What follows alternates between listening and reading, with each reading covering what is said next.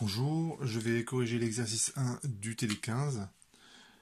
C'est un exercice d'application du cours sur le second principe. On va considérer un solide que je vais chauffer, que je vais mettre directement en contact avec un thermostat à 600 Kelvin. Donc cet exercice, je l'ai déjà fait avec vous en visioconférence.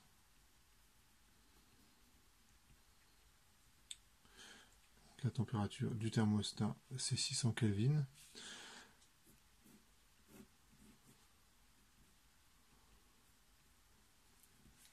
Et le morceau de cuivre, il est initialement, ça c'est du cuivre, il est initialement à la température de 293 Kelvin, donc c'est 20 degrés, c'est la température de la pièce. Et la température finale, donc je retire le morceau de cuivre lorsqu'il a atteint 320 Kelvin. Et ce qu'on vous demande, c'est, et je néglige la variation de volume, et sa capacité thermique, c'est 3 R. Donc ça, c'est des informations qu'on utilisera dans les calculs. Et la question, c'est calculer l'entropie créée. Ça, c'est la question que je me pose. Et pour ça, j'utilise le bilan anthropique. Le bilan anthropique, c'est delta S, la variation d'entropie. Elle a deux contributions. La contribution qu'on appelle l'entropie échangée.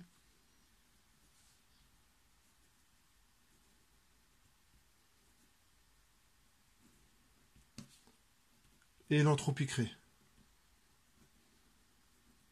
Alors l'entropie créée, comme son nom l'indique, enfin, c'est pas une preuve, hein, mais si ça s'appelle comme ça, c'est qu'elle est toujours supérieure ou égale à 0. Elle est égale à 0 lorsqu'on a une évolution qui est réversible. Alors, et il suffit simplement d'isoler l'entropie créée, donc ça va être la différence entre ce terme et ce terme.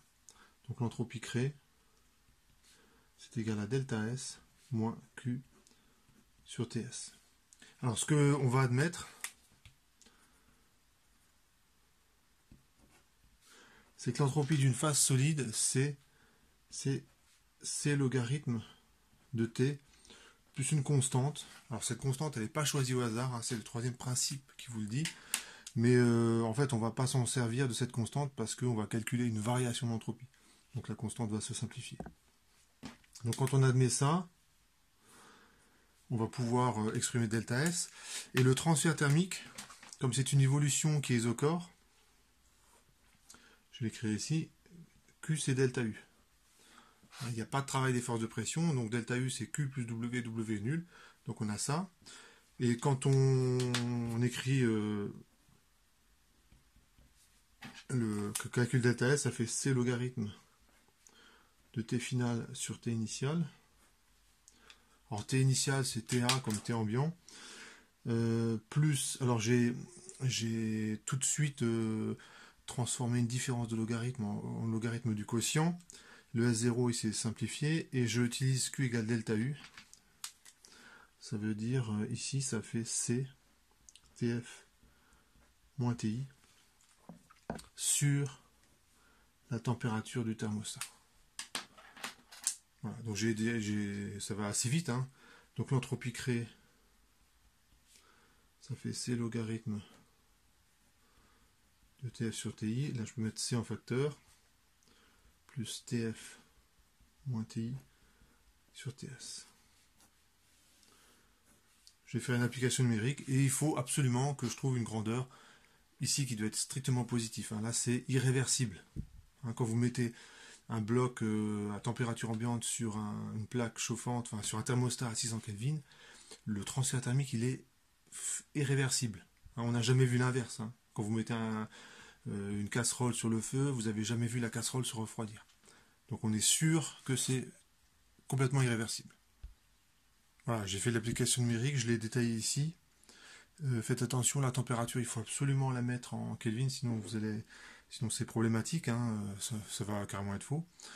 Donc quand il y a une différence, c'est pas grave, mais quand vous avez le logarithme de 320 sur 293, il faut absolument que la température soit en Kelvin, et on trouve bien une grandeur strictement positive. Donc tout va bien. Et ça veut dire que par le calcul, bon, on s'en doutait déjà, on n'a pas besoin du second principe pour savoir que cette transformation-là est irréversible, mais quand même, je vous fais remarquer que par le calcul, on montre que c'est bien irréversible.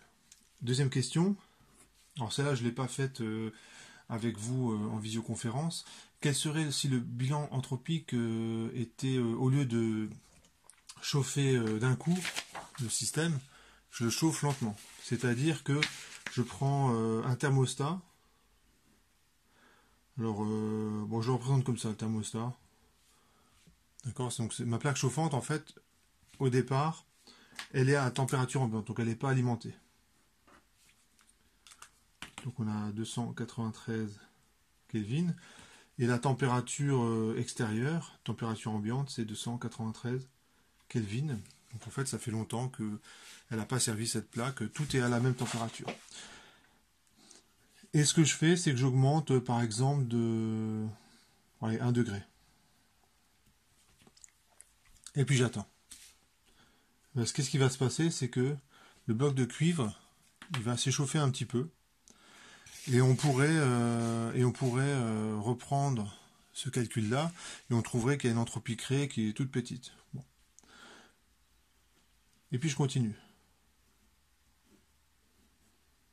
295 Kelvin, etc., etc., jusqu'à arriver à 320 Kelvin. Bon, si vous faites ça, vous avez compris que ça prend énormément de temps. C'est souvent ce qui fait la différence entre une évolution qui est réversible et une évolution qui ne l'est pas. C'est que l'évolution qui est réversible est en général très lente pour justement que ce soit réversible.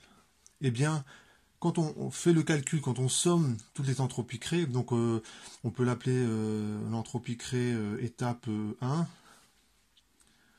entropie créée étape je ne sais pas combien, il faut faire le petit calcul.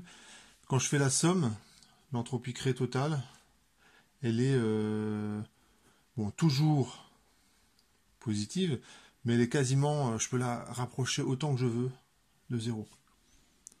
Autant que je veux de zéro. Alors, au niveau du calcul, ça va donner quoi? Si je calcule l'entropie créée, c'est toujours... alors, je vais prendre une évolution infidécimale. Donc, vous imaginez ce truc-là, mais au lieu d'aller de degré en degré, on peut aller de 0,1 degré en 0,1 degré, ou même encore plus petit.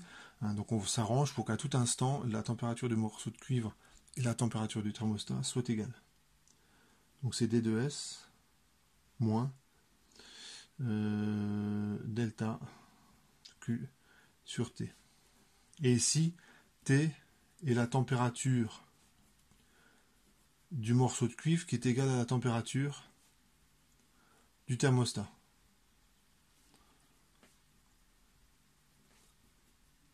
Qui est égale à la température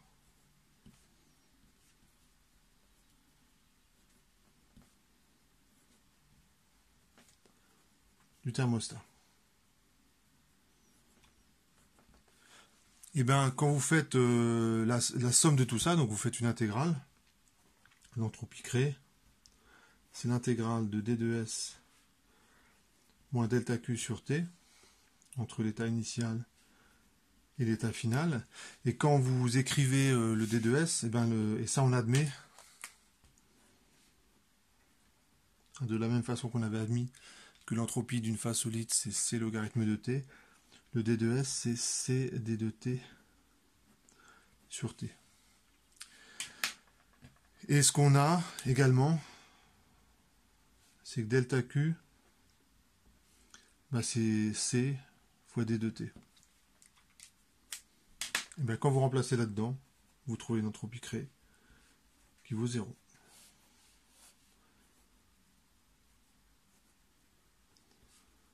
Donc l'évolution, donc par le calcul, on montre que l'évolution est réversible.